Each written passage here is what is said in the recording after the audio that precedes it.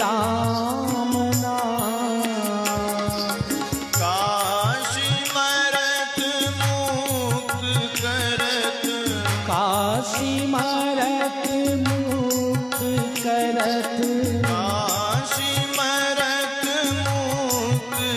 दशरथ कहत राम नाम।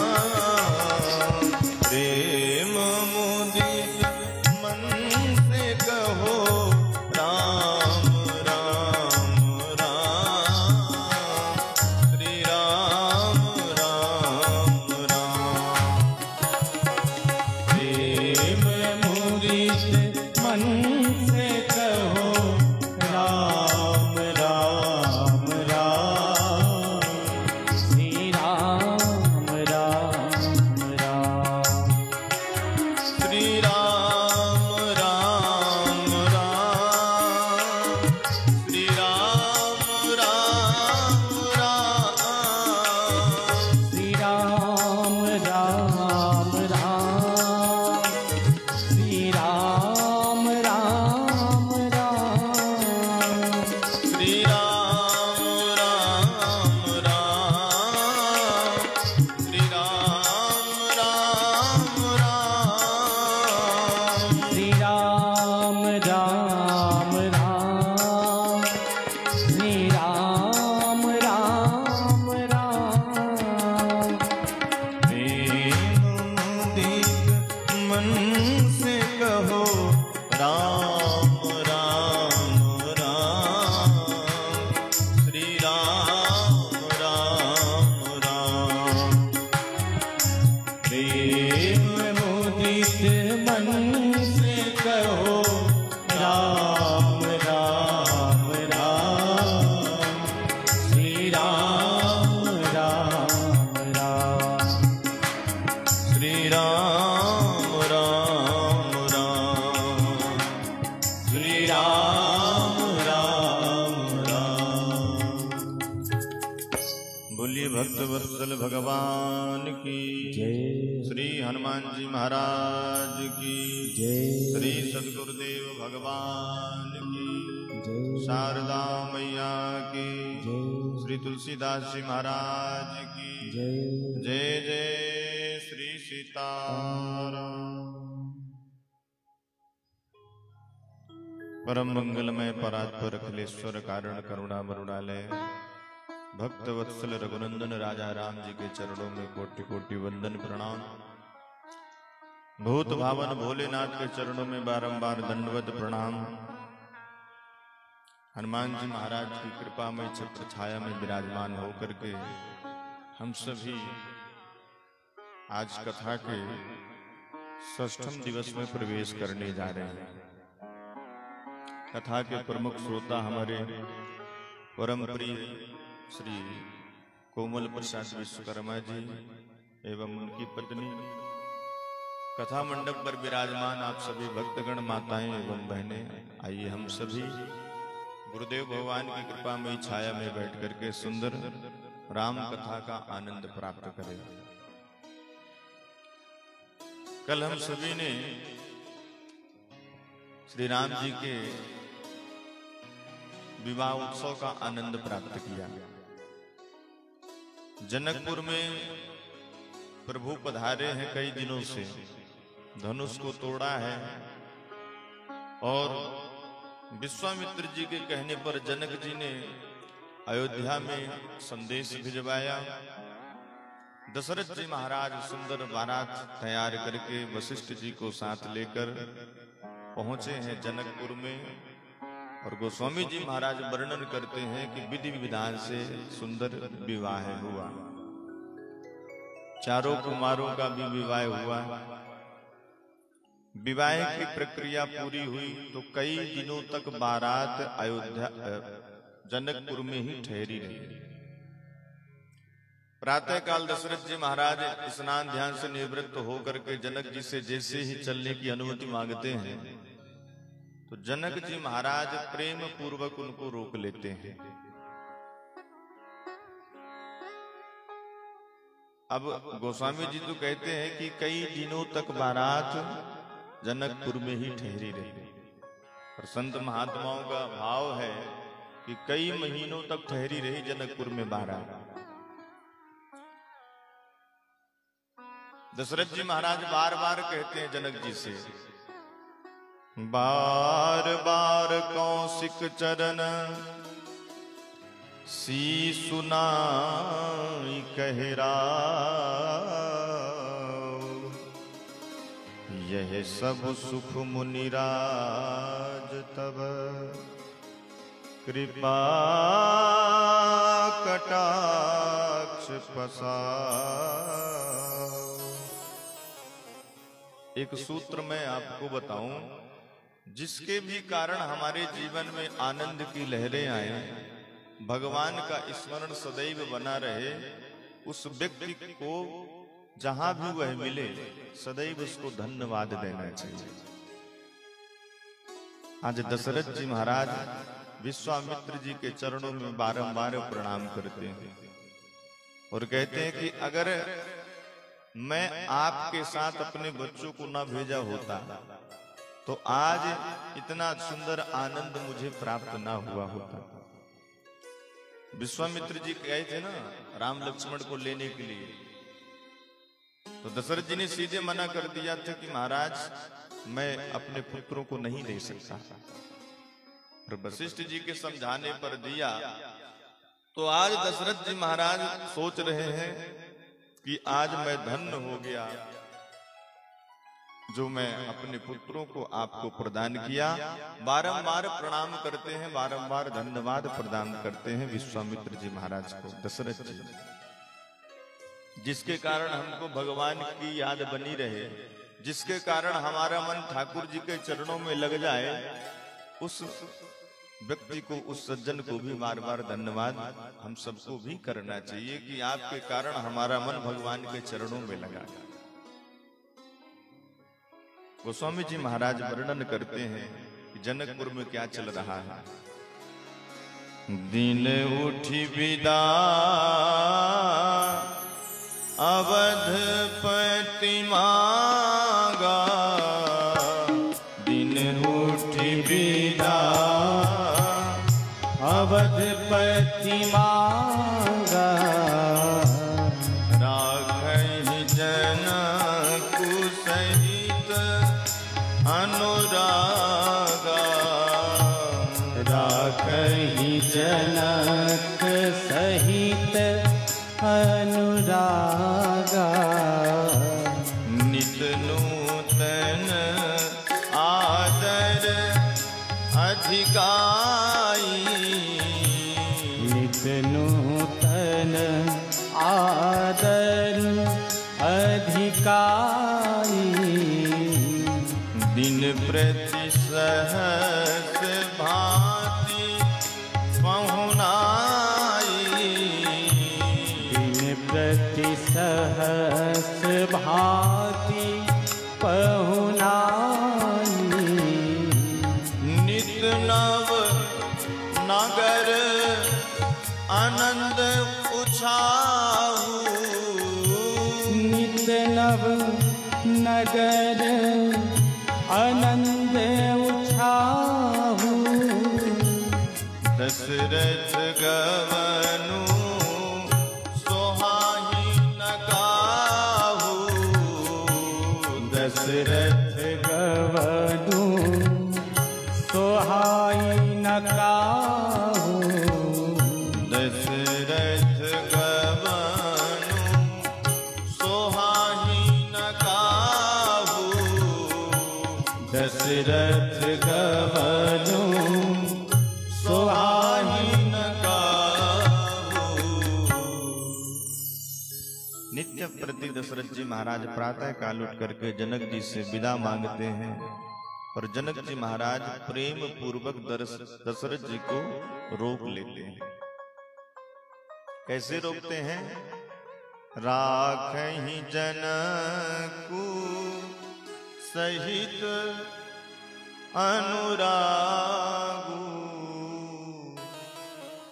ये जो अनुराग है ना, अनुराग का ही मतलब होता है प्रेम। अभी परसों की ही कथा में बात आई थी ना, भगवान कैसे मिलते हैं। मिलहि न रघुपति बिनु अनुरागा। अभी कल की कथा में आप लोगों ने सुना ना, जनक जी महाराज विश्वामित्र जी से कहते हैं राम जी को देख करके, महाराज इन्हीं बिलोकत अति अनुरागा। इनको देख करके मेरे हृदय में बड़ा अनुराग उपज रहा है। तो जब प्रेम से भगवान मिल जाते हैं तो भला दशरथ जी और अयोध्या के सभी बारातियों को जनक जी महाराज कैसे ना रोक लें। और जब परमात्मा ही मिल जाते हैं प्रेम पूर्वक तो ये तो बारात है। प्रेम पूर्वक अनुराग पूर्वक आज जनक जी महाराज दशरथ जी को मना कर देते हैं जाने के लिए और दशरथ जी रुक जाते हैं। और ऐसा नहीं है कि जनक जी केवल मुंह से कह रहे हैं कि महाराज 1-2 दिन और रुक जाते तो अच्छा रहता, हृदय से भी चाह रहे हैं। क्योंकि कभी कभी ऐसा होता है ना कि कोई व्यक्ति कहते तो है कि महाराज 2-4 दिन और रुक जाते तो बहुत अच्छा रहता है, पर कहते मुंह से हैं, हृदय से नहीं कहते। तो रुकने वाला भी देख लेता है कि कहां से बोल रहा है ये। सज्जनों, ऊपर की बात तो समझ में आई जाती है, पर जनक जी का व्यवहार भी ऐसा लग रहा है। नित नूतन आदरो अधिकाई, नित्य प्रति आदर सम्मान और बढ़ता जाता है। और हम लोगों के यहाँ क्या होता है, जब कोई मेहमान आते हैं तो पहले दिन तो बड़ा जोरदार स्वागत करेंगे, फिर दूसरे दिन थोड़ा उससे कम, तीसरे दिन और कम, चौथे दिन 5वें दिन तब यही होगा कि महाराज अब चला जाओ यहाँ से तो अच्छा रहेगा। लेकिन जनक जी के यहाँ ऐसा नहीं हुआ महाराज। कई दिनों तक बारात जनकपुर में ठहरी रही, पर नित्य नूतन आदर अधिकाई, नित्य प्रति आदर सम्मान बढ़ता जा रहा है। विविध प्रकार के व्यंजन सुंदर बनते हैं और सम्मान होता है। दिन प्रति सहस भांति पहुनाई, हजारों भांति से पहुनाई चल रही है। आनंद छा रहा है। दशरथ जी के भी मन में आनंद है। पर गोस्वामी जी कहते हैं, बहुत दिवस बीते एहि भांति जनु स्नेह रज बंधे बराती। बहुत दिन बीत गए। अब इसमें वर्णन तो नहीं आया कि कितने दिन, महीना भर, 2 महीना, 15 दिन, बहुत दिवस, बहुत दिन तक जब बारात जनकपुर में ठहरी रही। और कैसे ठहरी है? जनु स्नेह रज, स्नेह रूपी बंधन में बंध करके सभी बाराती जनकपुर में रह रहे हैं। और जनक जी महाराज सबको रोके हैं बढ़िया आनंद से। पर एक दिन विश्वामित्र जी ने सतानंद जी से कहा कि देखो, महाराज को अब कहो कि अवधनाथ अब जाना चाहते हैं, क्योंकि बहुत दिवस बीत गए। अब अयोध्या का भी राज्य कार्य देखना है, इसलिए अब चलना उचित है। तो जनक जी महाराज को जब सतानंद जी ने समझाया विविध प्रकार से, तो जनक जी ने कहा, ठीक है, मेरी तो इच्छा नहीं है कि यहाँ से जाएं, पर अगर अवधपति ऐसा चाहते हैं तो मैं क्या कह सकता हूँ। अवधनाथ चाहत चलन भीतर करहूं जना, भय प्रेम वस सचिव सुनी विप्र सभा सदरा।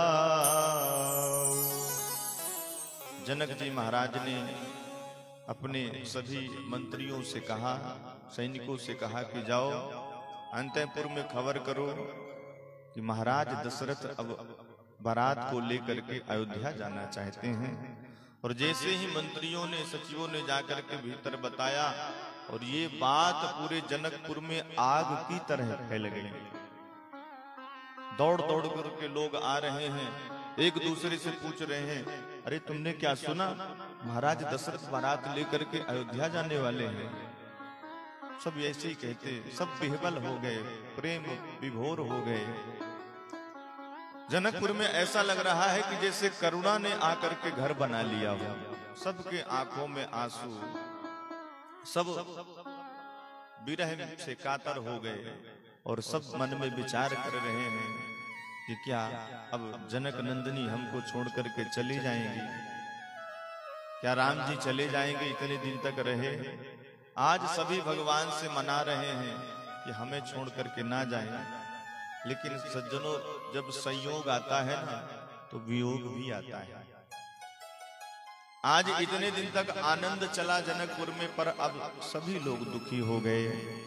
चली ही बारात सुनत सब रानी, विकल मीन गन जनु लघु पानी। जितनी भी रानियां हैं जनकपुर की, सब तड़पने लगी जैसे मछली बिना पानी के तड़पने लग जाती है। यही हालत सभी जनकपुर वासियों की हो गई। और जैसे ही रनिवास में खबर गई है, शोक की लहर छा गई। सभी रानियां जानकी मैया को गोद पे लेकर के समझाती हैं, बड़ी सुंदर शिक्षा देती हैं। हर माँ अपनी बिटिया को शिक्षा प्रदान करती है, पर श्रवण करिए कि माता सुनैना कैसी सुंदर शिक्षा प्रदान कर रही है, आशीर्वाद प्रदान कर रही है अपनी बेटी को। हुई है हूँ संतत पियहि प्यारी, हुई है हूँ संतत पियहि प्यारी। चिरवही बात आशीष हमारी, चिरवही बात आशीष हमारी। पुनि पुनि सीय गोद कर ले,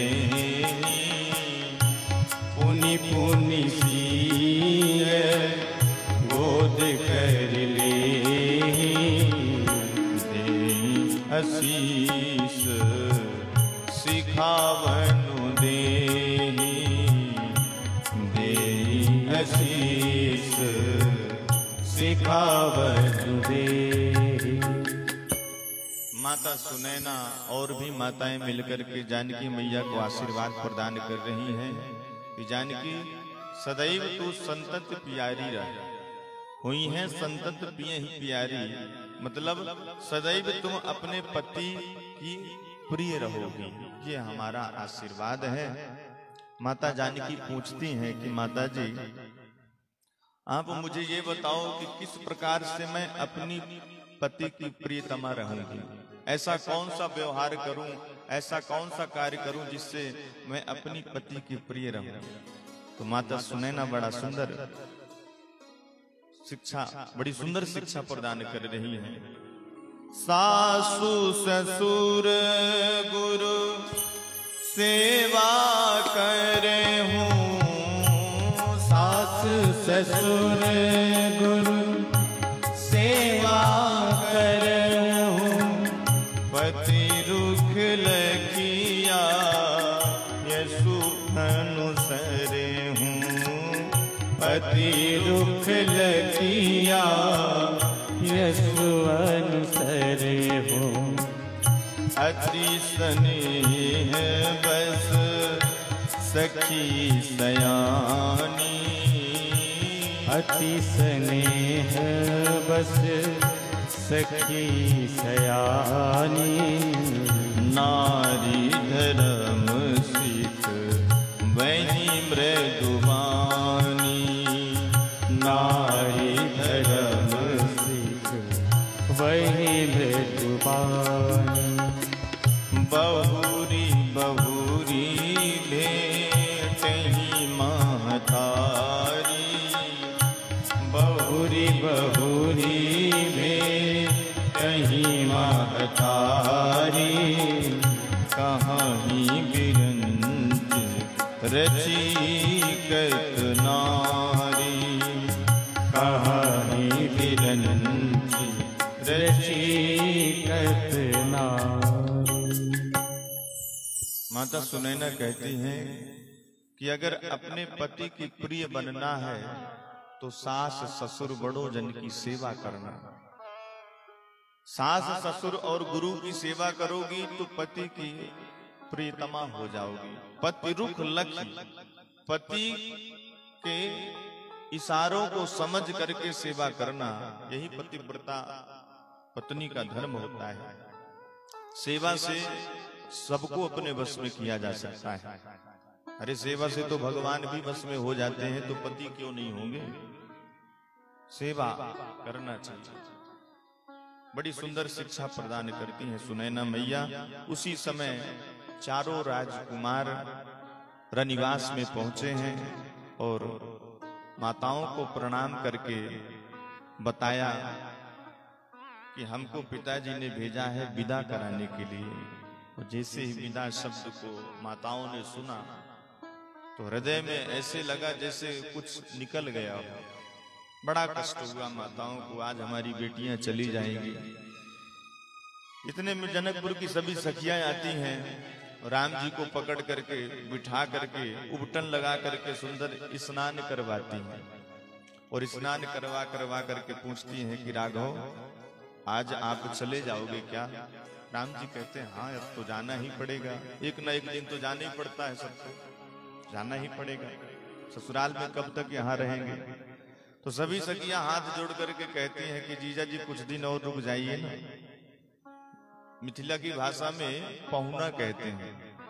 सभी सखियां मिलजुल करके कहती हैं ए पहुना कुछ दिन और यहीं पर ठहर जाओ। ए पहुना यही मिथिले में रहो ना। ए पहुना यही मिथिले में रहो ना। ए पहुना यही मिथिले में रहो ना।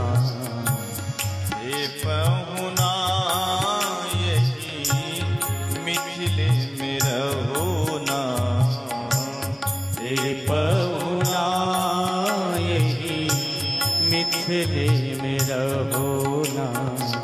जौने सुखवा ससुरारी में, जौने सुखवा ससुरारी में, जौने सुखवा ससुरारी में, जौने सुखवा ससुरारी में, जौने सुखवा कहूँ ना। हे पहुना यही मिथिले में रहो ना। हे पहुना यही मिथिले में रहो ना।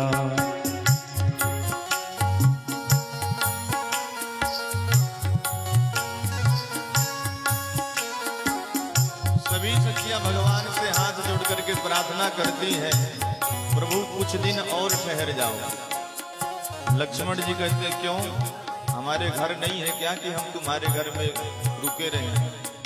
सखिया कहती घर तो आपके है, हम अच्छी तरह से जानती हैं, लेकिन राम जी का इसमें बहुत फायदा है, राम जी का ही फायदा है। लक्ष्मण जी ने पूछा क्या फायदा है? तो सखिया कहती हैं रोज सवेरे उपटन मलिके इतर से नहवाइब।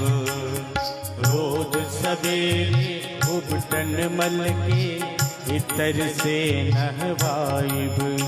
ओ रोज सवेरे उपटन मल के इतर से नहवाइब। रोज सवेरे उपटन मल के इतर से नहवाइब। एक महीना के भीतर हाँ रोज सवेरे उपटन मल के इतर से नहवाइब। एक महीना के भीतर करिया से गोर बनाइब। एक महीना के भीतर करिया से गोर बनाइब। झूठ कहत ना पानी तनिक, झूठ कहत ना पानी तनिक, मौका एगो दे हो ना।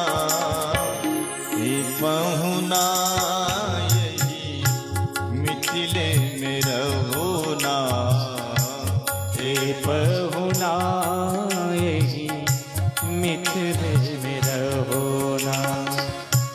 ए पहुना यही मिथिले में रहो ना। ए पहुना यही मिथिले में रहो ना। लक्ष्मण जी ने कहा इसमें हमारा क्या फायदा भाई? ठीक है है राम जी काले काले हैं और तुम लोग उपटन लगा करके इनको गोरा बना दोगे, पर मेरा क्या फायदा है इसमें, मैं क्यों रुकूं? तो सखियां कहती हैं आपका भी फायदा है। क्या? नित नवीन मन भावन व्यंजन पर सब कंचन खारी। नित नवीन मन भावन व्यंजन पर सब थाली। नित नवीन मन भावन व्यंजन पर सब कंचन थारी। नित नवीन मन भावन व्यंजन पर सब कंचन थाली। स्वाद भूख बढ़ जाई सुन साली सरहद के गारी हो। स्वाद भूख बढ़ जाई सब सारी सरहद की गारी। हाँ, स्वाद भूख बढ़ जाई सुन साली सरहद के गारी। स्वाद भूख बढ़ जाई सुन सारी सरहद की गारी। बीच बीच में करब चिरौरी, बीच बीच में करब चिरौरी, बीच बीच में करब चिरौरी और कछहू लेबो ना। ए पहुना यही मिथिले में रहो ना। ए पहुना यही मिथिले में रहो ना। जौने सुखवा ससुरारी में, जौने सुखवा ससुरारी में, जौने सुखवा ससुरारी में, तौने सुखवा कहूँ ना। ए पहुना यही मिथिले में रहो ना। ए पहुना यही मिथिले में रहो ना। ए पहुना यही मिथिले में रहो ना। ए पहुना यही मिथिले में रहो ना। ए पहुना यही मिथिले में रहो ना। सभी सखियां अपना अपना भाव रखती हैं प्रभु के सामने। और भगवान ने कहा कि देखो देवियों, अब तो हमको जाना ही होगा। अब बहुत समय हो गया रहते यहाँ पर और हमारे पिताजी की आज्ञा है, अब हमें चलना चाहिए। राव अवधपुर चाहत सिधाए, विदा होन हम यहाँ पठाए। पिताजी ने हमको यहाँ पर विदा करवाने के लिए भेजा है। माता सुनैना जी के पास जाकर के रघुनंदन प्रणाम किए। माता सुनैना ने आशीर्वाद प्रदान किया, राम जी को हृदय से लगाया है। और भगवान यहाँ पर बहुत बड़ी बात कहते हैं माता सुनैना से, माँ आप कभी भी ऐसा मत समझना कि मैं आपका दामाद हूं, मैं तो आपका पुत्र ही हूं और सदैव अपना पुत्र समझ करके ही मुझे स्नेह प्रेम करते रहना। और जैसी सुनैना ने ये बात सुनी, नेत्र सजल हो गए और राम जी को हृदय से लगा लिया। हृदय से लगा करके माँ सुनैना जानकी का हाथ लेकर के राम जी के हाथ में प्रदान किया। पति ने सौंप बिनती अति कीन्ही। और हाथ जोड़ करके सुनैना मैया कहती है कि राघव, ये जो मेरी बेटियां हैं ना, चार चार बेटियां, कभी भी अगर अयोध्या में रहें ये और इनसे कोई गलती हो जाए, कोई भूल हो जाए, तो यही समझना कि मेरी माँ से भूल हुई है, उसको मेरी गलती समझना और उनको क्षमा कर देना। परिवार पुरजन मोहि राजहि प्राण प्रिय श्रिय जानकी। तुलसीस सीलु सनेहु लख निज किंकरी करिमान की। यहाँ पर बहुत सुंदर भाव सुनैना जी और भगवान के बीच हुआ है। बारंबार सुनैना माता प्रभु को प्रणाम करती हैं, भगवान भी प्रणाम करते हैं। इधर जैसे ही जनकपुर में बात फैली कि अब तो बारात चलने ही वाली है, दशरथ जी अब रुक नहीं सकते, तो सभी अधीर हो गए।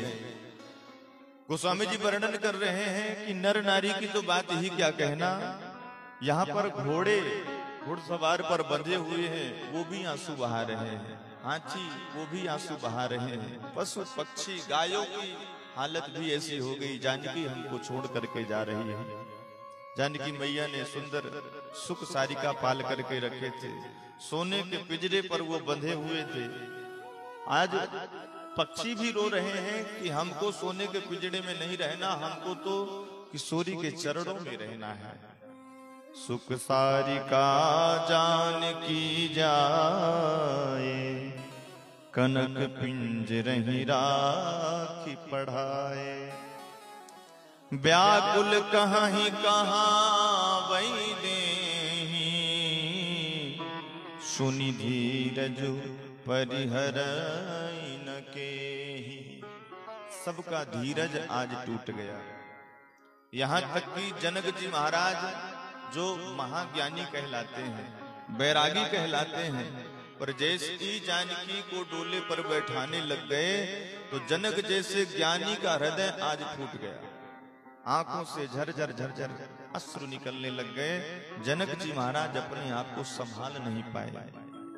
सीय बिलो की धीरता भागी, रहे कहावत परम विरागी। लीन राय उरलाई जानकी,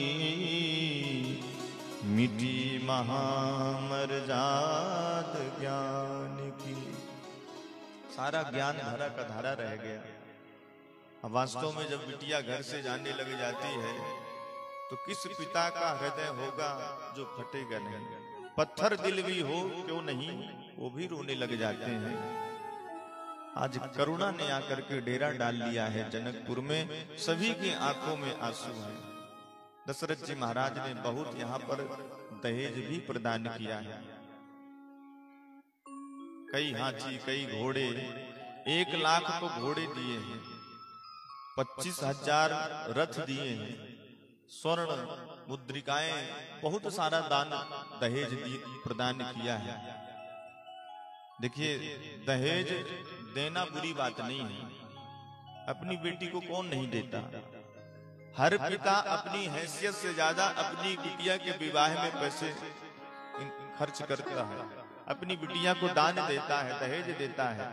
लेकिन दहेज मांगना बुरी बात है। जो आजकल हमारे समाज में एक घुन लग गया है दहेज मांगने का, ये बहुत बुरी बात है सज्जनों। और इस बुराई से हम सबको बचना चाहिए। नहीं, एक दिन ऐसा हो जाएगा कि बड़े कठिन समय आ जाएगा। लोग आजकल बेटियों से डरने लग गए हैं। क्यों डर रहे हैं? क्योंकि यही जो समाज में हमारे बुराई आ गई। जिस गरीब के यहाँ 1-2 बेटी हो जाती है तो बेचारा जिंदगी भर जो धन कमाता है सब उनके विवाह में ही करने समाप्त हो जाता है। ऐसी स्थिति आती है। जनक जी महाराज अपनी बेटी को डोली पर बैठाया है और दशरथ जी महाराज से बारंबार प्रार्थना करते हैं कि प्रभु आपने मेरा बड़ा सम्मान किया, मेरी बड़ी लाज रखी आपने। दशरथ जी महाराज भी जनक जी को समझाते हैं, महाराज आप धीरज रखिए, आपकी बेटियां अपने घर ही जा रही है, कहीं और नहीं जा रही है। और जानकी मैया को डोले पर बैठाया। आज 4 कन्याएं जनकपुर से विदा होकर के अयोध्या की ओर जा रही हैं। जब डोली में बैठकर बिटिया जाए विदेश, पत्थर से पत्थर हृदय सह ना सके ये ठेस। राज दुलारी की आज विदाई, राज दुलारी की आज विदाई।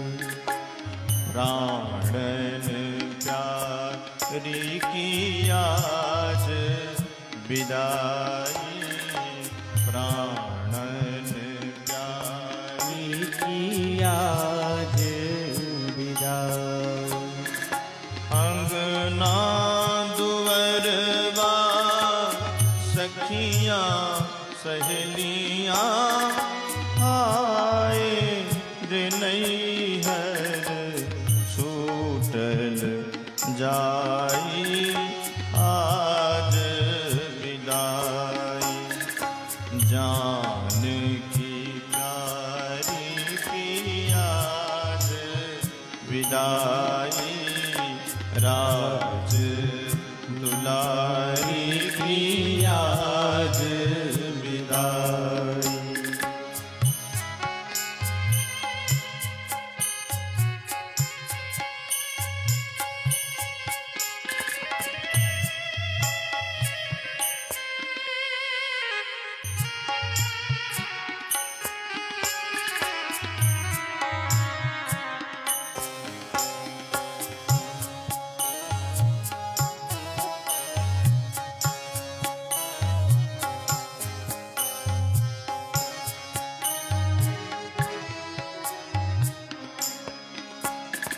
मैं प्राणन प्यारी की आज विदाई, प्राणन दुलारी की आज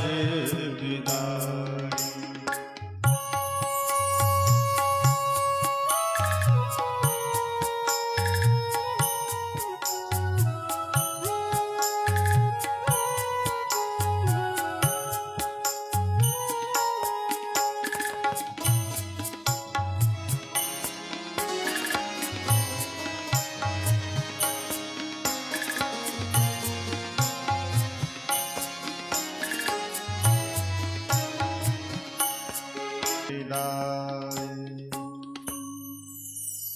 चारों डोलियां उठ करके चल दी हैं। मां सुने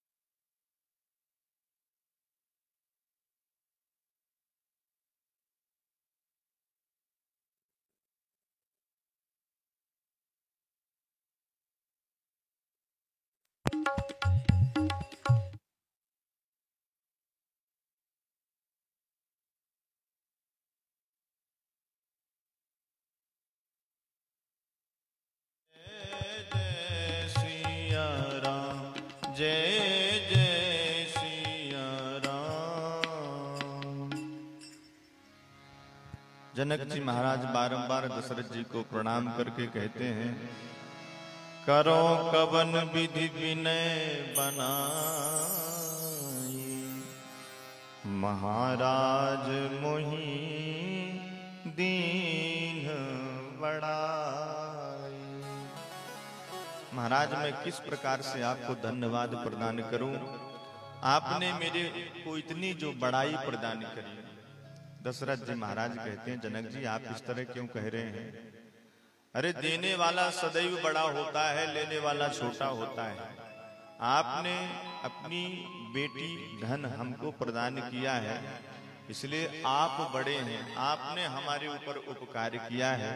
और बारंबार समझा करके बुझा करके जनक जी महाराज को पुनः वापस लौटा रहे हैं दशरथ जी, क्योंकि जनक जी महाराज डोली के पीछे पीछे बहुत दूर तक बारात को विदा करने के लिए चले गए। यहाँ पर अवध नरेश ने जनक जी को लौटाया और जनक जी आए अपने महल में। इधर बारात अयोध्या लौटी। माता कौशल्या ने बड़ी सुंदर व्यवस्था करके रखी थी कि हमारी बहुएं आएंगी। मैंने सुना है कि मेरी बहुएं बड़ी सुकुमार है, तो इतनी सुंदर व्यवस्था करवा करके रखा था कौशल्या माता ने कि जब मेरी बहुएं आएंगी और जैसे ही डोला से पैर धरती पर रखेंगी तो धरती पर नहीं होना चाहिए, उनके पैर गुलाब की पंखुड़ियों पर होना चाहिए। बड़ी सुंदर व्यवस्था करवा के रखा था।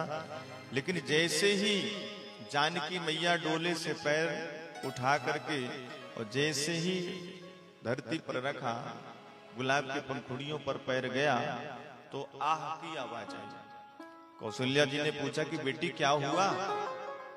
तो माँ किशोरी जी कहती हैं कि माता जी ये जो गुलाब की पंखुड़ियां हैं ना, ये मेरे पैरों पर चुभ रही हैं, और ये जो माताएं कलश लिए खड़ी हैं इनकी लौ मेरे आंखों पर लग रही है।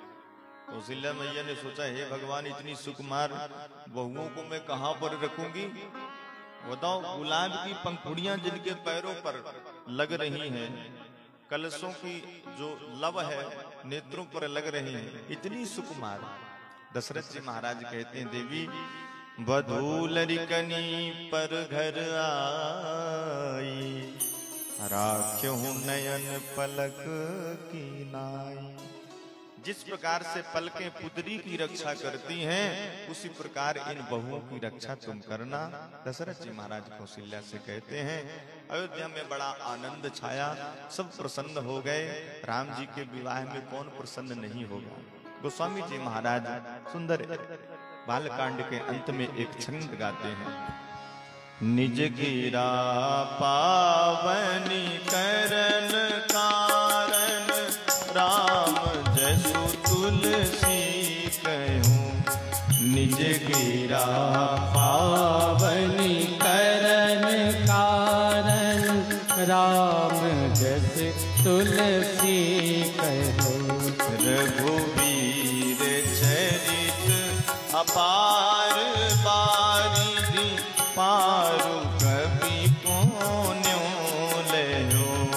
रघुवीर चरित अपार बारिधि, पार कवि कौने रहो। उपबीत ब्याह उछाह मंगल, सुनी जे सादर गावही।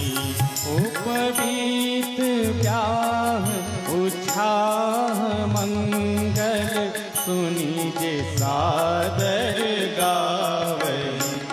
वैदेही राम प्रसाद के जन, सर्वदा सुख पावही। वैदेही राम प्रसाद ते जन, सर्वदा सुख पावही। वैदेही राम प्रसाद के जन, सर्वदा सुख पावही। वैदेही राम प्रसाद ते जन, सर्वदा सुख पावहि। सिय रघुवीर बिमाहु जे सप्रेम गावहि सुनहि।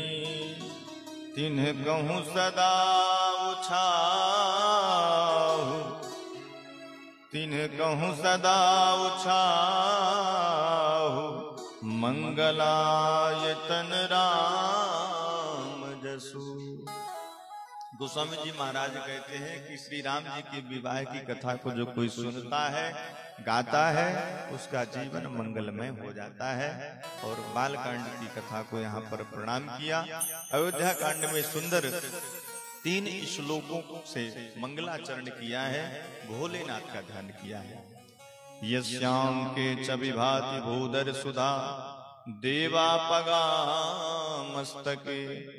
भाले बाल विधुर गले चगरलम यस्योरसी व्यालराट।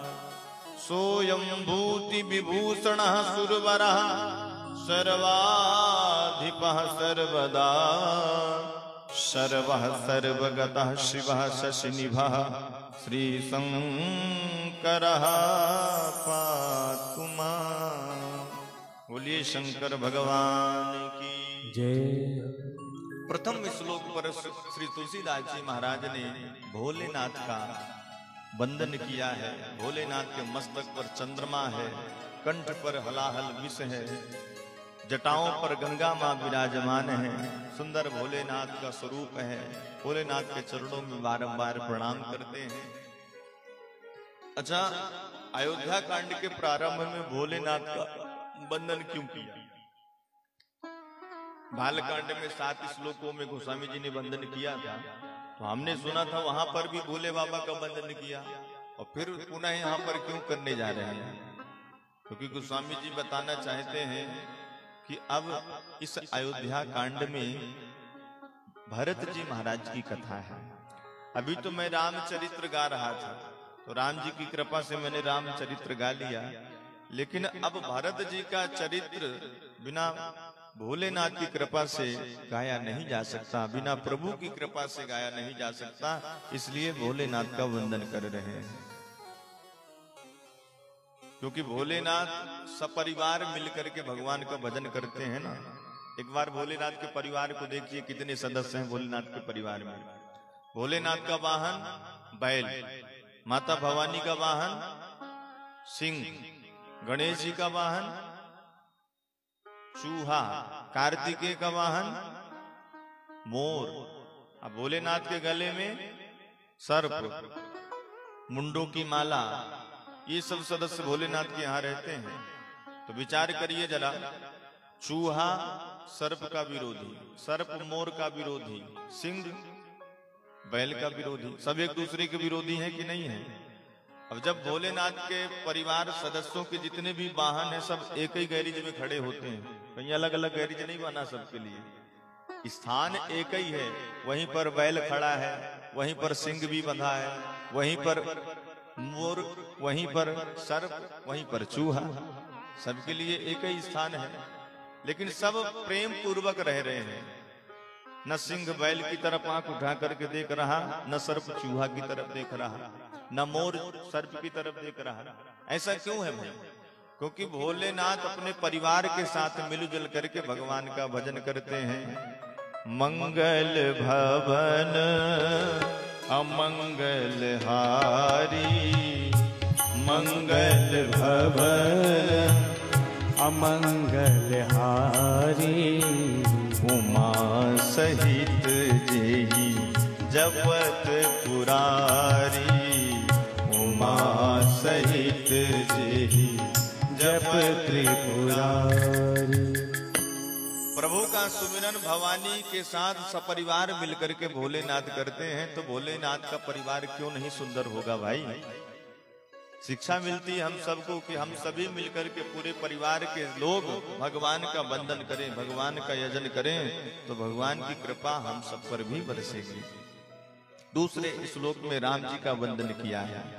प्रसन्नताम यान गताभिषेकस्तथा नम्ले वनवास दुःखतः मुखाम्बुज श्री रघुनंदनस्य मे सदास्तु सा मंजुल मंगल प्रदा। भगवान का स्वरूप कैसा है, भगवान का स्वभाव कैसा है। भगवान को राज्याभिषेक होने वाला था, राजगद्दी मिलने वाली थी, और रातों रात पासा पलट गया। प्रातः काल वन का राजा बना दिया गया। तो राज्याभिषेक होना है, राजगद्दी प्रदान होनी है, तो राम जी के मन में कोई प्रसन्नता नहीं है। और वन का राज्य मिल गया, 14 वर्ष का वनवास मिल गया, तो राम जी के चेहरे पर कोई दुख नहीं है। अब बताइए, अरे जिसको सम्राट बनना है, अयोध्या का चक्रवर्ती नरेश बनना है, और प्रातः काल पता चल जाए कि 14 वर्ष का वनवास हो गया। अब बताइए, अगर कोई साधारण मनुष्य ऐसा हो, अरे गांव का सरपंच बनने वाला हो, कोई व्यक्ति रातों रात पासा पलट जाए, तो फिर देखो उसकी क्या स्थिति हो जाती है। पर हमारे राम जी का स्वरूप न प्रसन्नता है न ही दुख है। ऐसे श्री राम जी के चरणों में गोस्वामी जी महाराज बारंबार प्रणाम करते हैं। अब अयोध्या कांड की सबसे पहली चौपाई का दर्शन करवाते हैं गोस्वामी जी महाराज। जब ते राम ब्याही घर आए, नित नव मंगल मोद बधाए। जब ते राम ब्याही घर आए, नित नव मंगल मोद बधाए। भुवन 4-10 भूधर भारी, सुकृति मेघ बरसहि सुख बारी। भुवन 4-10 भूधर भारी, सुकृति मेघ बरसहि सुख बारी। रिधि सिधि संपत्ति नदी सुहाई, उमग अवध अम्बुध कहूँवाई। रिधि सिधि संपत्ति नदी सुहाई, उमगी अवध अम्बुधि कहूँवाई। भगवान जब से विवाह करके आए ना, तो अयोध्या में आनंद ही आनंद चल रहा है। दिन प्रति बधावा बज रहा है, घर घर में आनंद छाया हुआ है। गोस्वामी जी कहते हैं, भुवन 4-10 भूधर भारी, सुकृत मेघ बरसहि सुख बारी। मेघ तो सुंदर सुकृत, सुंदर आनंद की बरसात कर रहे हैं जब से भगवान का विवाह हुआ है। रिद्धि सिद्धि संपत्ति नदी सुहाई।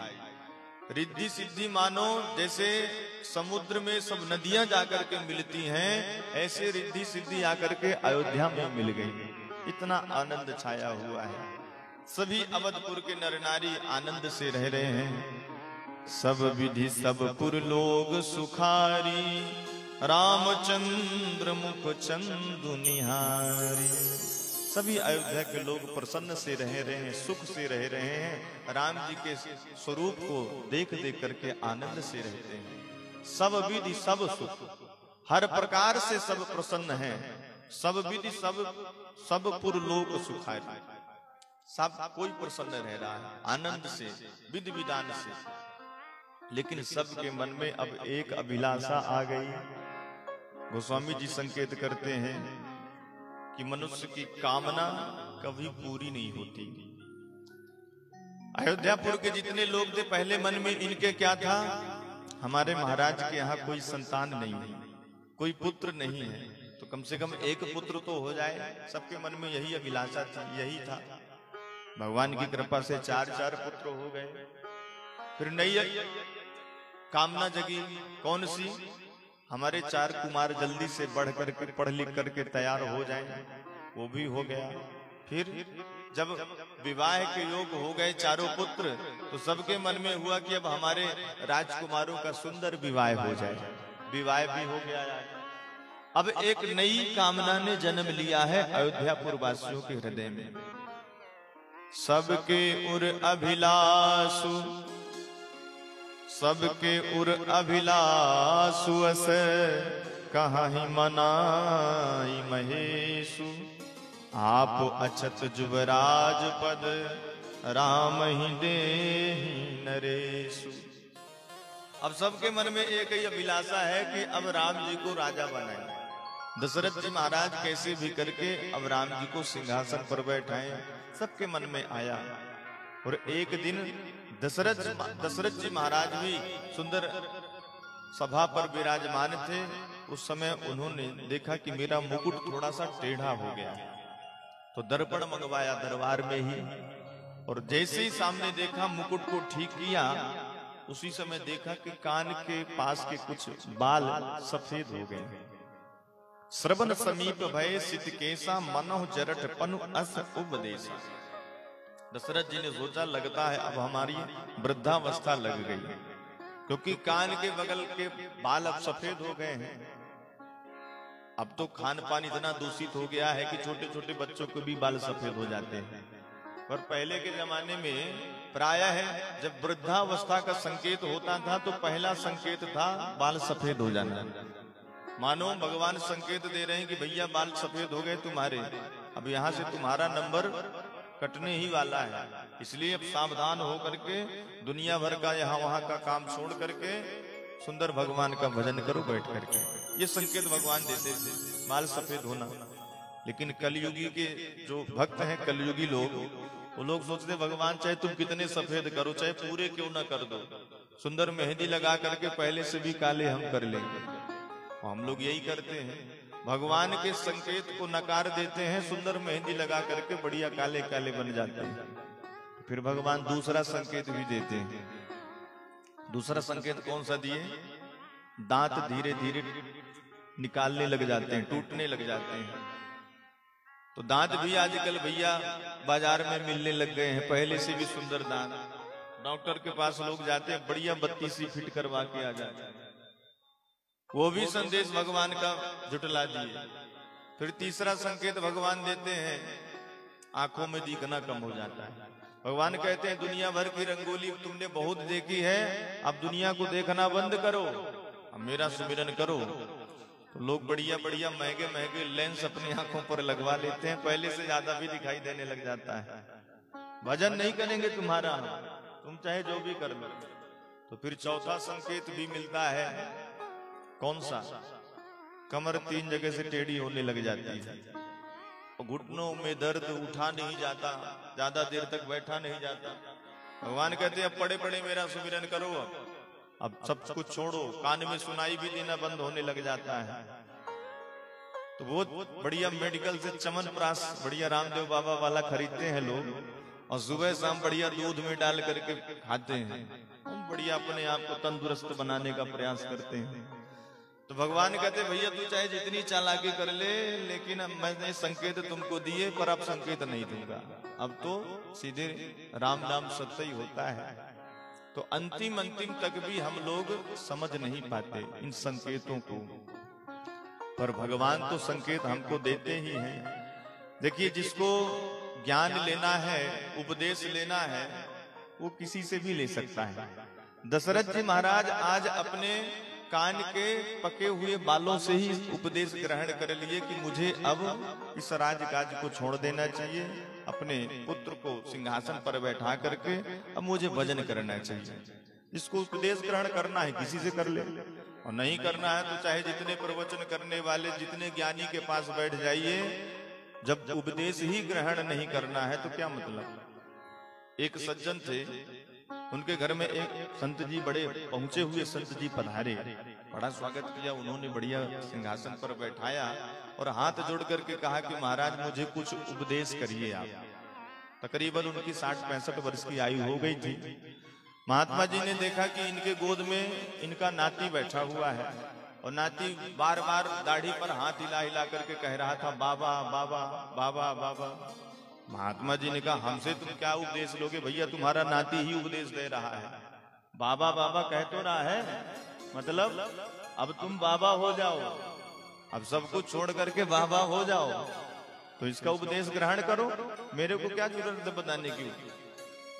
तो सज्जन ने कहा कि महाराज मेरे को भी लगता है कि बात तो ये मेरा नाती सही कहता है, मेरा मन भी होता है कि मैं बाबा बन जाऊं सब कुछ छोड़ करके, लेकिन कुछ देर बाद बिटिया वाले नाती को लेता हूं तो वो नाना कहता है, नाना नाना।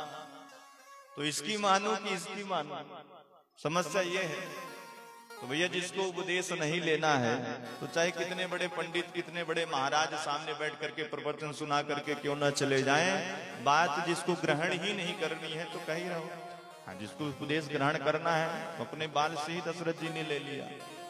नप जुबराज राम कहूं देहूं, जीवन जन्म लाहु किनु लेहूं। क्योंकि सज्जनों वस्तुतः यह शरीर एक ना एक दिन हमको छोड़ करके जाना ही पड़ेगा, ये बिल्कुल एक टक सत्य है, 100%।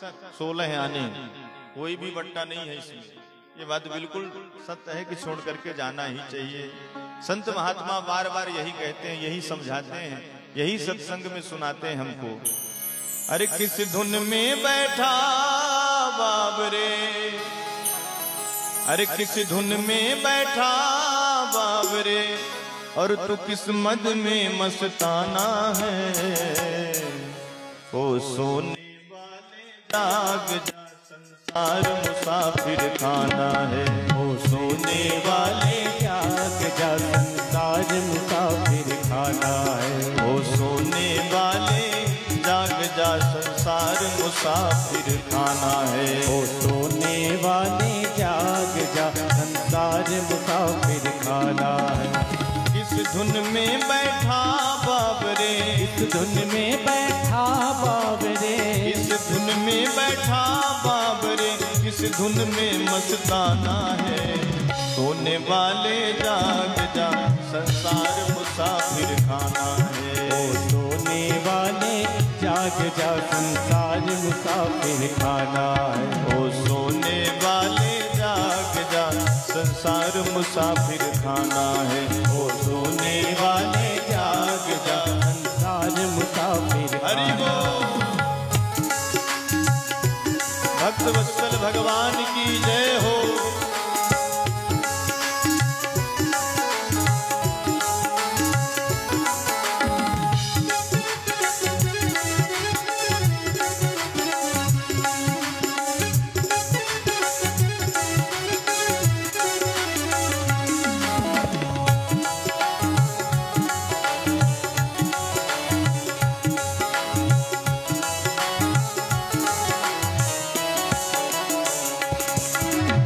क्या लेकर आया था जग में, फिर क्या लेकर जाएगा। फिर क्या लेकर जाएगा, फिर क्या लेकर जाएगा। क्या लेकर आया था जग में, फिर क्या लेकर जाएगा। फिर क्या लेकर जाएगा, फिर क्या लेकर जाएगा। मुट्ठी बांध के आया जग में, मुट्ठी बांध के आया जग में, हाथ पसारे जाना है। वो सोने वाले जाग जा, संसार मुसाफिर खाना है। ओ सोने वाले जाग जा, संसार मुसाफिर खाना है। ओ सोने वाले जाग जा, संसार मुसाफिर खाना है। ओ सोने वाले जाग जा, संसार मुसाफिर हरि खाना है। बोल।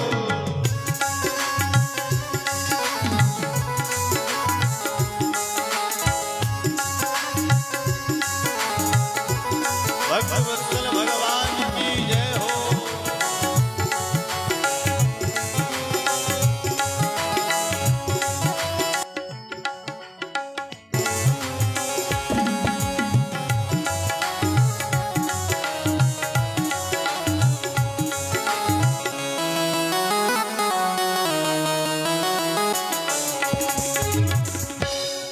कोई आज गया कोई कल गया, कोई चंद्र रोज में जाएगा। कोई चंद रोज में जाएगा, कोई चंद्र रोज में जाएगा। कोई आज गया कोई कल गया, कोई चंद्र रोज में जाएगा। कोई चंद रोज में जाएगा, कोई चंद रोज में जाएगा। जिस घर से निकल गया पंछी, उस घर में फिर नहीं आएगा। उस घर में फिर नहीं आएगा, उस घर में फिर नहीं आएगा। जिस घर से निकल गया पंछी हो, जिस घर से निकल गया पंछी, उस घर में फिर नहीं जाना है।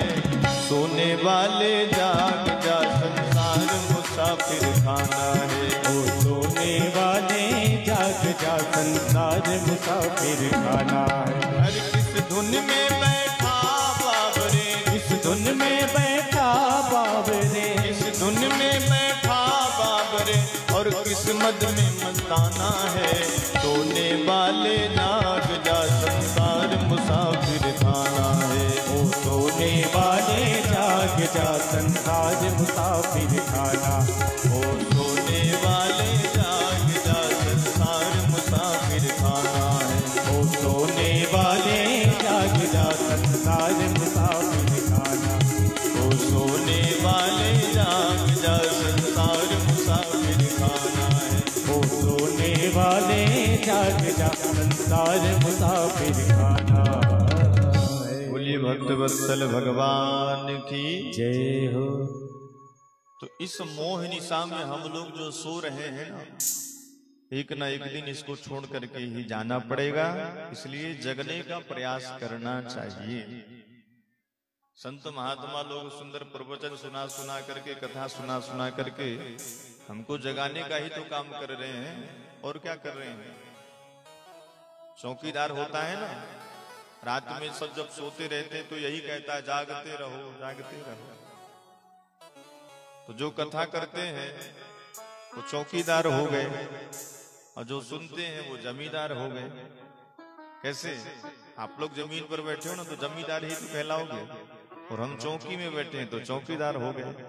तो चौकीदार का क्या काम होता है? लोगों को देखते रहना, जगाते रहना समय समय पर। क्योंकि चोरी जब होती है तो सबसे पहले चौकीदार ही पकड़ा जाता है। भाई तुमने क्यों लोगों को सतर्क नहीं किया, तुम सो गए रहे होगे इसलिए चोरी हो गई है। तो इस संसार में भी जब भी कोई चोरी होगी ना तो सबसे पहले हम ही लोग पकड़े जाएंगे। भगवान पहले हम ही लोग को पकड़ेंगे। ये तुम लोगों ने क्यों नहीं जगाया दूसरों को? जब हमने तुमको यही काम दिया है लोगों को जगाने का, तो क्यों नहीं जगा रहे हो? इसलिए इस कोरोना महामारी में भी हम लोग आपको जगाने आए हैं। वस्तुतः है भीड़ भाड़ तो ज्यादा नहीं होनी चाहिए, सोशल डिस्टेंसिंग का पालन करना शासन का भी निर्देश है। पर फिर भी इतना बड़ा खतरा हम लोग लेकर के आए हैं आप लोगों को जगाने के लिए। और ऐसा नहीं है कि कथा सुनोगे आप लोग तो बीमारी से बचे रह जाओगे, बिल्कुल ऐसा नहीं है। इसलिए सावधान होकर के आप लोग बैठे और अपने यहाँ वहां देख करके सैनिटाइजर हाथ में लिए रहिए, मास्क लगाए रहिए। मैं तो शुरू से निवेदन करते आया हूँ कि सावधानी से बैठ करके कथा श्रवण करें, समय ठीक नहीं है। बोलिए भक्त वत्सल भगवान की जय हो।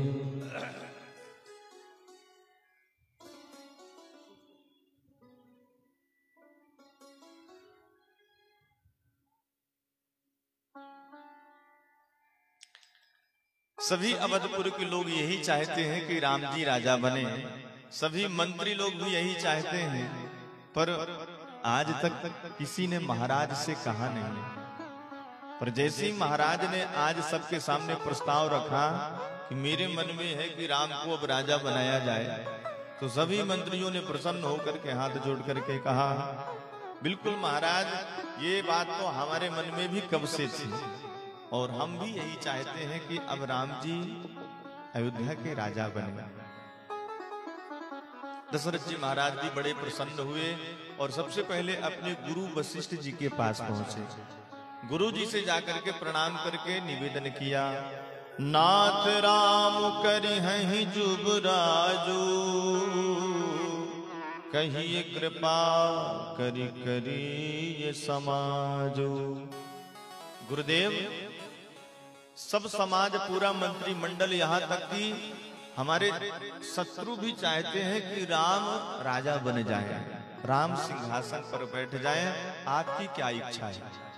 वशिष्ठ जी महाराज ने देखा कि दशरथ जी तो राम को राजा बनाने आए हैं, पर अभी तो 14 वर्ष तक मुहूर्त ही नहीं है कोई राम जी के राजा बनने का। अगर मैं इनसे स्पष्ट रूप से बता देता हूं कि 14 साल तक राम राजा बन ही नहीं सकते, तो इनके प्रेम को देख करके मेरा मन हो नहीं रहा कि मैं बताऊं, दुखी हो जाएंगे बेचारे। तो वशिष्ठ जी समझाने का प्रयास कर रहे हैं दशरथ जी को। दशरथ जी, ये राम कौन है पता है तुमको? दशरथ जी ने कहा, बताइए महाराज कौन है? तो वशिष्ठ जी कहते हैं, सुनु नभ जासु विमुख पछताहि, जासु भजन बिनु जरनि न जाहि, भयउ तुम्हार तनय सुई स्वामी, राम पुनीत प्रेम अनुगामी। राम पता है कौन है? ये तो पुनीत प्रेम के अनुगामी हैं। इनके भजन बिना पछतावा ही रह जाता है। स्पष्ट रूप से यहाँ पर वशिष्ठ जी महाराज समझाने का प्रयास करते हैं दशरथ जी महाराज को कि तुम्हारा जो पुत्र है कोई साधारण नहीं है, ये तो परब्रह्म परमात्मा है। ये पुनीत प्रेम के अनुगामी है। पुनीत प्रेम समझ रहे हैं? पवित्र प्रेम। तो क्या प्रेम में भी अपवित्रता होती है? जरूर होती है भाई। जिस प्रेम में कोई स्वार्थ छिपा रहता है, कोई कपट रहता है, उसे पुनीत प्रेम नहीं कहते। और दशरथ जी का जो प्रेम राम जी के प्रति है वो पुनीत प्रेम है, पवित्र प्रेम है। दशरथ जी ने तो मनुष्य के रूप में भगवान से ही वरदान मांगा था कि प्रभु मेरे बेटा तो आप बने, पर मुझे बिल्कुल भी ये आभास ना हो कि आप मेरे बेटा नहीं, आप भगवान हैं। इस बात को मैं बिल्कुल ना समझ पाऊं, यही मैं आपसे चाहता हूं।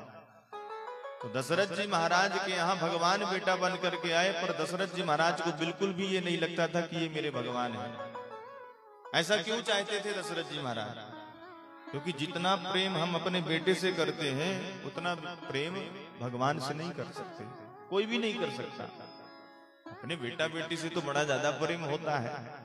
इसलिए दशरथ जी महाराज ने सोचा कि अगर भगवान का भाव आ जाएगा तो फिर मेरा प्रेम उतना निष्ठा के साथ नहीं हो सकता जितना बेटे के साथ होता है। तो बेटा ही मेरा भगवान बन करके आएगा तो मैं उसे ही प्रेम करूंगा। वशिष्ठ जी समझाने का प्रयास करते हैं, पर दशरथ जी महाराज बार बार कहते, महाराज मुझे राम को राजा बनाना है। इन बातों पर ध्यान ही नहीं दिया दशरथ जी ने। तब वशिष्ठ जी ने सोचा कि चलो अब जो होना है सो तो हो करके ही रहेगा, पर हो सकता है एक बार मैं कोई आदेश कर दूं, शायद दशरथ जी मान जाएं और राम राजा बन जाएं। क्योंकि आज अगर राम राजा बन गए तो बन गए, और नहीं फिर बन गए। वशिष्ठ जी महाराज कहते हैं, राजन बेग विलंब न करिए न साजिए सबुई समाज, सुदिन सुमंगल तबहि जब राम हुई जुबराज। राजन जब राम जी राजा बन जाएं तभी सुंदर मुहूर्त है, आज ही जाकर के सुंदर राम जी को राजा बनाओ। बेग विलंब न करिए न पर, बिल्कुल भी विलंब नहीं करना है, तत्काल जाकर के राम जी को राजा बना देना है। तो क्या दशरथ जी महाराज ने ऐसा किया? दशरथ जी ने सोचा कि अब कल राम को राजा बनाऊंगा, जब सब कोई आ जाएगा बुढ़िया आनंद के साथ। दशरथ जी ने सोचा कि राम को राजा बनाऊंगा, और वह कल दशरथ जी के जीवन में फिर कभी आया नहीं। दशरथ जी महाराज ने आकर के राज्य में सुंदर सभी मंत्रियों को आदेश दे दिया, औषध मूल फूल फल पाना कहे नाम गनी मंगल गाना। विविध प्रकार के सामग्रियों को संजोया गया है, कल राम जी का राज्याभिषेक होगा। और ये बात पूरे अयोध्या में फैल गई। बाज कहा गए अवध बधावा, अवध में तो सुंदर बधावे बजने लग गए, आनंद की लहरें छा गई। अब क्यों नहीं भाई, राम को राजा बनना है। सब अयोध्यावासी आनंदित हो गए। लेकिन ये बात जैसे ही देवताओं को पता चली तो देवता लोग घबराने लग गए। देवताओं ने सोचा कि राम जी अगर राजा बन गए तो फिर अयोध्या में ही रह जाएंगे, जंगल जाएंगे नहीं, और वन में नहीं जाएंगे तो फिर हमारा काम कैसे होगा। अरे इस रावण के चक्कर में हम लोग पड़े हुए हैं, रावण हमको परेशान करके रखा है, और राम जी अगर राजा बन गए तो फिर रावण का वध कैसे करेंगे। तो अपने सुख को देख करके आज देवताओं को अयोध्या का जो आनंद है वो अच्छा नहीं लग रहा है। सकल कहीं कब हुई है काली, सकल कहीं सब हुई है खाली। विघन मनावहीं देव कुचाली, विघन मनावहीं देव कुचाली। तिनहि सोहाहिना अवध बदावा, तिनहि सोहाहिना अवध बधावा। चोरहि चंदनी राति न भावा, चोरहि चंदन राति न भावा। सादर बोली विनय सुर करही, सादर बोली विनय सुर करही। बार बार पायल परही, बार बार पायल परही। सभी देवताओं ने मिलजुल करके सोचा अब क्या करना चाहिए। भाई राम जी अगर राजा बन गए तो सब गड़बड़ हो जाएगा। तो सभी सरस्वती मैया को पुकारने लग गए, हे माता जी प्रकट हो जाओ, हे शारदा मैया, हे सरस्वती मैया प्रकट हो जाओ। बार बार जब प्रार्थना करी तो सरस्वती मैया प्रकट हो गई। जैसे माता जी प्रकट हुई तो देवता लोग बार बार प्रणाम करने लग गए। 12 बार पायल पर, बार बार प्रणाम करके और सभी हाथ जोड़ करके सरस्वती मैया का स्तवन किया। माता सरस्वती ने कहा कि देवताओं क्या बात है, कहो इस तरह से तुम लोग क्यों घबराए हो। देवताओं ने कहा कि माता जी आपको सब पता है, फिर भी हम आपको बता रहे हैं। विपत्ति हमारी बिलो की बड़े, मातु करे सोया। राम जाहि वन राज तजी, होई सकल सुर का। हमारे ऊपर बहुत बड़ी विपत्ति आ पड़ी है माता जी, बहुत बड़ी विपत्ति आ चुकी है। कौन सी विपत्ति आ गई है? देवता लोग कहते हैं सबसे पहले तो विपत्ति यही होती है कि न घर हो न खाने की व्यवस्था हो। तो सबसे बड़ी तो यही विपत्ति है, क्योंकि जीने के लिए रोटी कपड़ा और मकान चाहिए। तो देवता लोग कह रहे हैं कि ना हमारे पास रहने के लिए घर बचा है, ना खाने के लिए रोटी बची है। क्यों? क्योंकि रावण का आतंक इतना जोर का फैला हुआ है कि देवताओं का स्वर्ग भी छीन लिया। अब खाने पीने की व्यवस्था देवताओं को कहां से होती थी? जब भक्त लोग होम करते हैं, श्राद्ध करते हैं, तो पितरों को मिलता है, देवताओं को मिलता है भोजन। तो रावण ने तो सब कुछ बंद ही कर दिया, न कोई अनुष्ठान कर सकता, न कोई कथा करवा सकता, न कोई यज्ञ कर सकता। तो देवताओं की आहुति भी बंद है। तो देवता लोग घबरा करके सरस्वती मैया से कहते हैं कि सबसे बड़ी विपत्ति तो यही है कि रहने को न घर है, न खाने को भोजन है। विपत्ति हमारी बिलो की बड़ी, मातु करी सुइयाज। इस विपत्ति को देख करके माता जी जो भी कुछ करना है अब आपको आज ही करना पड़ेगा। सरस्वती जी ने कहा क्या करूं फिर? तो राम जाहि वन राज तजी, होई सकल सुर का। आप यही करिए माता जी कि किसी भी प्रकार से कल राम जी अयोध्या को छोड़ करके वन चले जाए। कोई भी कार्य सोच करके ऐसा उपाय करिए। सरस्वती जी ने कहा भाई ऐसा काम अगर मैंने कर दिया तो अयोध्या के लोग कितने दुखी हो जाएंगे, राम जी को भी कितना कष्ट होगा वन में जाकर के। अरे इस बारे में तुम लोगों ने नहीं सोचा क्या? देवताओं ने कहा अब अपने दुख के कारण दूसरों का सुख हमको कहां दिखाई दे रहा है, और अगर अवधपुर वासियों को कष्ट होगा भी तो यहाँ पर देखिए देवता लोग कितने स्वार्थी हैं, कितनी सुंदर बात बनाना भी जानते हैं। सरस्वती मैया से कहते हैं कि जीव कर्म बस सुख दुख भागी, जाई अवध देश हित लागी, देव हित लागी। अरे जीव जैसा कर्म करता है वैसा उनको फल प्राप्त होता है, इसलिए इसको कर्म के ऊपर छोड़ दीजिए और हम जो कह रहे हैं आप वही करिए। सरस्वती मैया तो पहले कहती है कि बताओ कितने ऊंचे स्थान पर रह रहे हो, नाम है तुम्हारा देवता पर काम कितना घटिया है, सोच कितनी छोटी है तुम्हारी। ऊंच निवास नीच करतूती, देख न सकई पराए विभूति।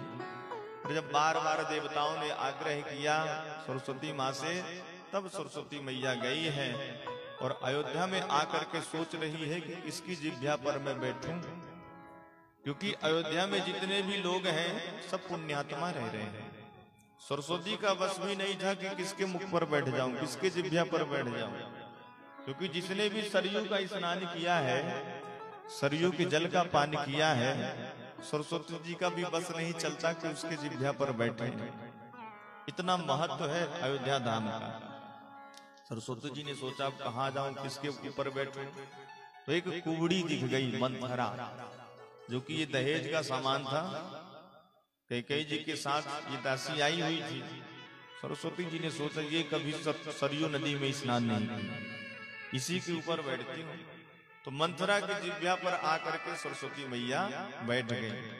नाम मंथरा मंदमती चेरी कैकेयी केरी, अजस पिटारी ताहि कर गई गिरामती फेरी। मंथरा के सिर पर बैठ करके मंथरा की मति को फेर दिया सरस्वती मैया ने। अयोध्या में सुंदर आनंद छा रहा है, सुंदर बधावा बज रहे हैं। मंथरा ने दौड़ दौड़ करके जा करके देखा, सबसे पूछा भाई ये क्या होने वाला है। तो दासी ने बताया तुमको पता नहीं है, अरे राम जी हमारे कल राजा बनने वाले हैं। अब तो जैसे ही इसने सुना इसके हृदय पर आग लग गई। दीख मंथरा नगरु बधावा, मंजुल मंगल बाज बधावा, पूछे सिलोगन काह उछाहु, राम तिलक सुनिभा उर्दाहु। बड़ा कष्ट हुआ इसको, पर विचार करने लगी अब क्या करूं, किससे जाकर के कहूं, किससे बताऊं मैं अपनी व्यथा। तो दौड़ करके सीधे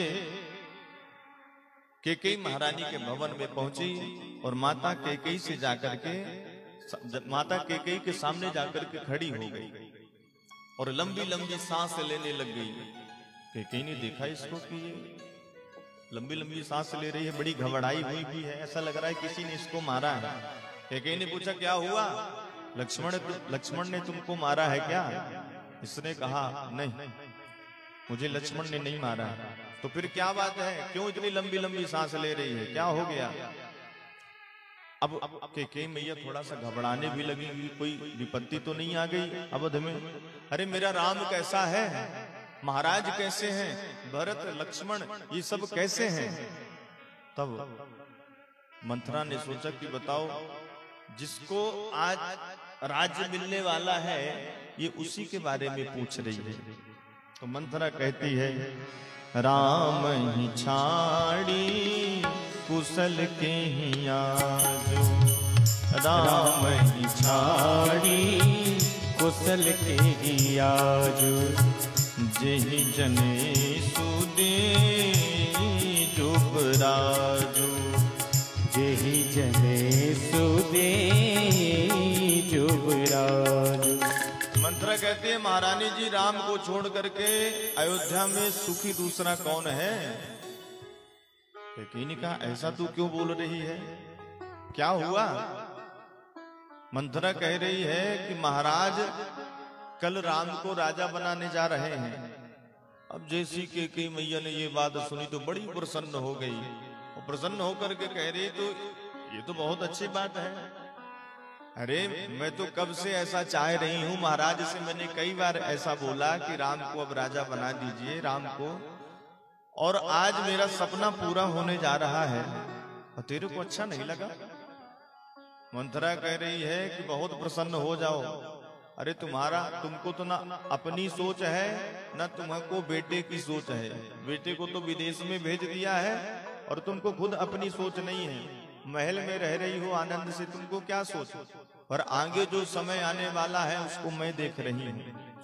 आज जो षड्यंत्र अयोध्या में चल रहा है वो मैं जानती हूँ। राम को राजा बनाया जा रहा है।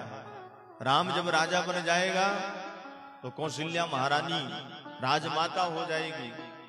फिर तुम्हारे साथ कितना दुर्व्यवहार होगा देखना आगे चल करके।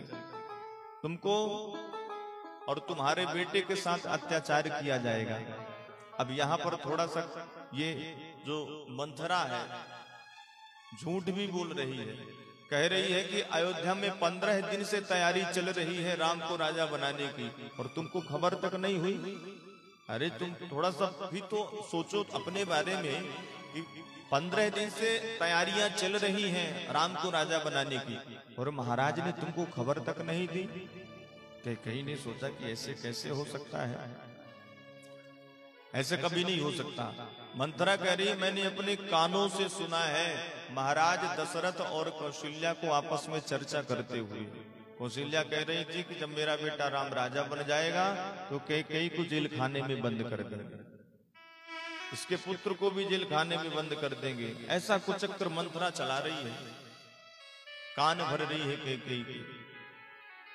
कैकेयी को लगा कि ऐसे कभी हो नहीं सकता है। कैकेयी मैया बार बार कहते हैं कि राम को तो मैं इतना प्रेम करती हूँ अपने भरत से भी ज्यादा, और भगवान से मैं सदैव यही प्रार्थना करती हूँ कि जो विधि जन्म दे करि छोहु होहु राम सिय पूत पुतो हो। अगला जन्म जब मुझे मिले तो मेरे बेटा राम ही बन करके आए। और यही कमी को यही पकड़ मंथरा ने पकड़ लिया। मतलब कैकेयी मैया ये चाहती है कि अगला जन्म जब मेरा होगा तो राम ही मेरा बेटा बने। मतलब इस जन्म में पूरी तरह से कैकेयी राम को बेटा नहीं मान रही है। इस कमी को मंथरा ने यहाँ पर पकड़ लिया और यही वीक पॉइंट मिल गया मंथरा को। अब तो षड्यंत्र करना और शुरू कर दिया। देखो कैकेयी 15 दिन से ये सारी बातें चल रही थी, तुमको बिल्कुल भी पता नहीं चला इस बात को कि राम को राजा बनाया जा रहा है। और भरत अयोध्या में नहीं है, भरत को भेज दिया गया कैकेयी ने देश, जाओ, और राम को अकेले ही राजा बनाया जा रहा है। थोड़ा सा तो अपने बारे में सोचो। अरे महाराज दशरथ के बारे में देखो, ये कितने चतुर हैं। मन मलिन मुह मीठ नपु राउर सरल स्वभाव। महाराज दशरथ का स्वभाव देखने में तो बड़ा सुंदर लगता है, बड़ा मनोहर लगता है, लेकिन इनका मन बहुत मैला है, मन मलिन है, और मुंह से मीठ बोलते हैं, मीठा बोलते हैं। इसी बात को लेकर के मंथरा ने कैकेयी के कान भरे, दशरथ जी का स्वभाव बता दिया। तो गोस्वामी जी महाराज यहाँ पर कह रहे हैं कि को न कुसंगति पाई न साही। कुसंग अगर मिल जाए जीवन में तो एक अच्छा व्यक्ति भी बिगड़ सकता है। इसलिए संत महात्मा लोग सदैव यही कहते हैं कि अच्छे लोगों का संग करना चाहिए, बुरे लोगों का साथ कभी करना नहीं चाहिए, क्योंकि बुराई जीवन में बहुत जल्दी आती है। जीवन में अच्छाई आने में थोड़ा समय लगता है, पर बुराई बहुत जल्दी आती है। आज मंथरा ने कैकेयी के कान भरे हैं, बताया है कि देखो जैसे कद्रु बिनतहि दीन दुख तुम ही कौशिला देव, भरत बंदी ग्रह से ही है लखन राम के नेम। जैसे कद्रु ने अपनी सौत को कष्ट दिया था, दुख दिया था, वैसे कौशल्या तुमको प्रदान करेगी। ये कद्रु बिनता कौन है? अरे ये बड़ी सत्संगी थी। वशिष्ठ जी महाराज आकर के कथा सुनाया करते थे तो बड़े चाव से सुना करती थी। एक दिन वशिष्ठ जी सुना रहे थे कथा कद्रु विनिता की। ये कश्यप जी की पत्नियां हैं। कद्रु से सर्पों का जन्म होता है और विनिता के गरुड़ है, गरुड़। तो एक बार शर्त लगी दोनों में और विनिता शर्त हार गई, तो कद्रु को दासी बन करके, कद्रु की दासी बन करके विनिता को रहना पड़ रहा है। तो ये दृष्टांत यहाँ पर मंथरा दे रही है कैकेयी को। तुमने सुना है ना कि कैसे कैसे कष्ट कद्रु ने विनिता को दिए थे, उसी प्रकार से तुमको कौशिला प्रदान करेगी। इसलिए इतनी भोरी भाली ना बनो, तुम थोड़ा सा चालाक बनो और सोचो कि मेरे बारे में इस महल में क्या षड्यंत्र रचा जा रहा है। अब कैकेयी के मन में भी आने लग गया कि बिल्कुल सही कह रही है। कैकेयी कहती है सुन मंथरा बात पूरी तोरी दाहिनी आंख, इस समय मेरी दाहिनी आंख बहुत फर्क रही है। ऐसा कुछ होने वाला है मेरे साथ। आजकल कई स्वप्न बुरे बुरे आने लग गए हैं मेरे।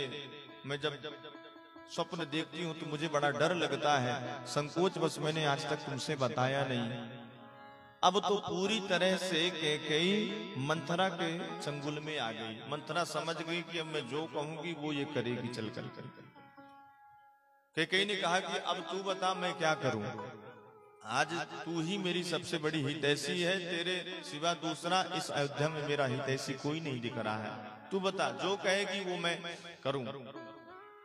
मंथरा कहती है तुमको अब कुछ नहीं करना है, महाराज के पास तुम्हारे 2 वरदान हैं, हाथी के रूप में रखे, तुमको याद है? हाँ, तो 2 वरदान मांग लेना। क्या मांगना है? भरत को राजगद्दी और राम को 14 वर्ष का वनवास, ये 2 वरदान तुम मांगो। लेकिन जब तक महाराज राम की शपथ ना खा ले तब तक तुम वरदान नहीं मांगना। हो सकता है पहला वाला वरदान महाराज तो दे देंगे पर दूसरा वरदान तुमको नहीं दे सकते हैं, तो पूरी तरह से जब शपथ राम जी की खा ले महाराज तभी दूसरा वरदान मांगना। अब देखिए मंथरा कितने सुंदर तरीके से कैकेयी को समझाने का प्रयास कर रही है, कहीं भी कोई चूक नहीं छोड़ रही है। 2 वरदान भूप सन थाती, मां जो जुड़ा बहु छाती, सुतहि राजु राम ही बनवासु, देहु लेहु सब तिहु लासु। आज कैकेयी ने राम जी के लिए वनवास क्यों मांगा? वस्तुतः यहाँ पर देखा जाए तो लोग कैकेयी को ही दोष देते हैं, पर ऐसा नहीं है सज्जनों। राम कीन चाहि सोई होई, और पीछे से राघव आए कैकेयी के नेत्रों को बंद कर दिया। माता जी कैकेयी ने कहा कि कौन है? भगवान ने कहा पहचानिए कौन हो। कैकेयी ने कहा कि राघव तुम हो, खोलो मेरा हाथ। राम जी ने कहा नहीं, मैं ऐसे नहीं खोलूंगा। कैसे खोलोगे?